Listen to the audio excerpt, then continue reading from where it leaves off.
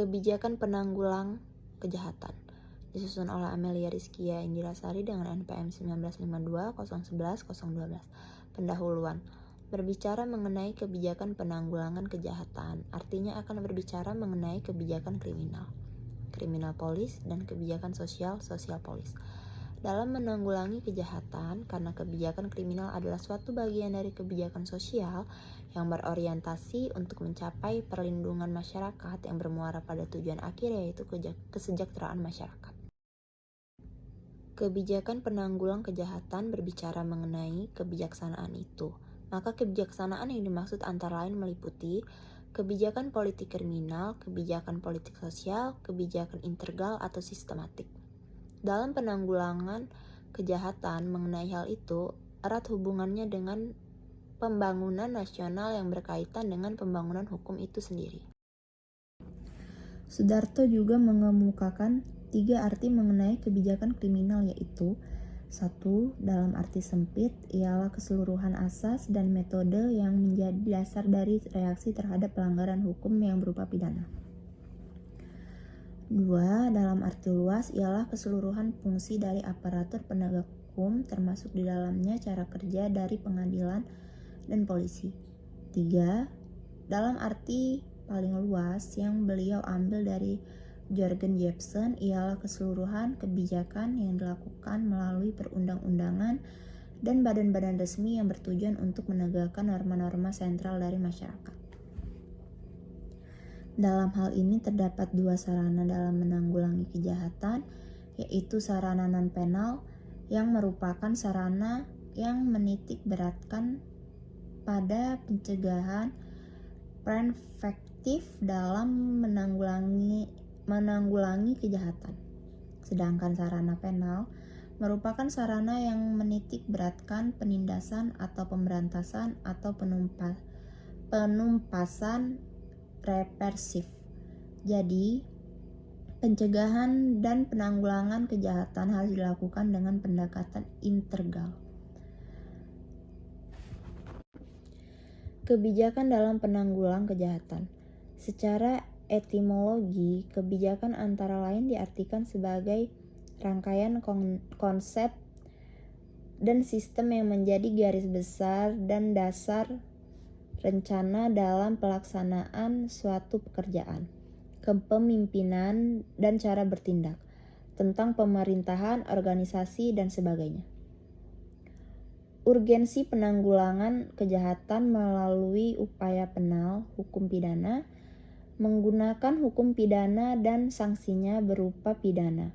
Penanggulangan kejahatan dengan menggunakan hukum pidana oleh Gene Kassebaum disebut sebagai Older Philosophy of Crime Control. Pendapat lain menyatakan bahwa hukum pidana merupakan peninggalan dari kebiasaan kita masa lalu yang seharusnya dihindari. Persoalan sekarang, apabila hukum pidana dengan sanksinya berupa pidana ingin tetap dipergunakan sebagai sarana penanggulangan kejahatan, maka tidak ada cara lain kecuali mengupayakan agar penegak hukum pidana di samping mampu menanggulangi kejahatan juga tidak boleh menimbulkan dampak negatif yang sangat merugikan bagi yang terkena.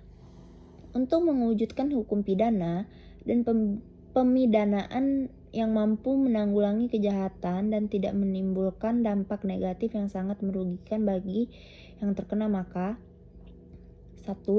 Penegak hukum pidana dan pemidanaan tidak boleh lagi dilihat sebagai satu-satunya tumpuan harapan untuk dapat menyelesaikan atau menanggulangi kejahatan secara tuntas. Sebab pada hakikatnya kejahatan merupakan masalah sosial dan masalah kemanusiaan yang tidak dapat diatasi semata-mata dengan hukum pidana. 2. Penegakan hukum pidana dan pemidanaan tidak boleh dilihat sebagai masalah hukum semata-mata.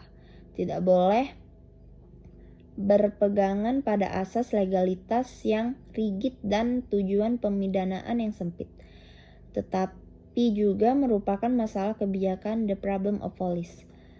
Hal di atas yang berkaitan dengan fungsi primer dari hukum fungsi pidana adalah penanggulangan kejahatan, sedangkan sekundernya adalah menjaga agar penguasa dalam menanggulangi kejahatan itu melaksanakan tugasnya harus sesuai dengan apa yang digariskan.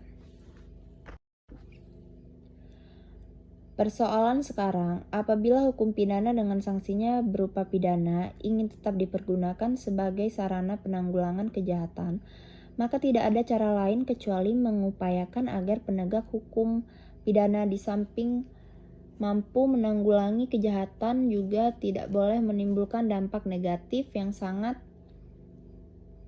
merugikan bagi yang terkena. Untuk mewujudkan hukum pidana dan pemidanaan yang mampu menanggulangi kejahatan dan tidak menimbulkan dampak negatif yang sangat merugikan bagi yang terkena, maka 1.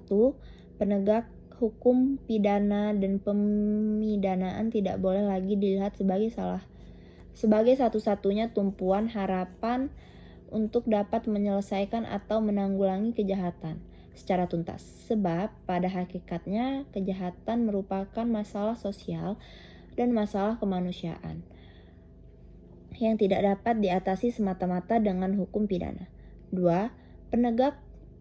Penegakan hukum pidana dan pemidanaan tidak boleh dilihat sebagai masalah hukum semata-mata, tidak boleh berpegangan pada asas legalitas yang rigid dan tujuan pemidanaan yang sempit, tetapi juga merupakan masalah kebijakan the problem of police.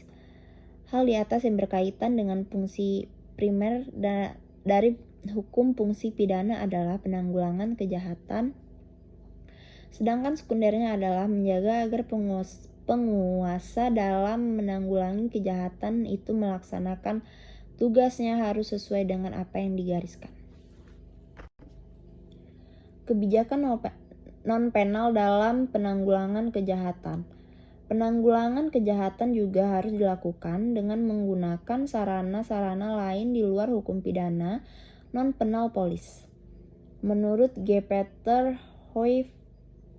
Hoefnagels, bahwa criminal police meliputi 1.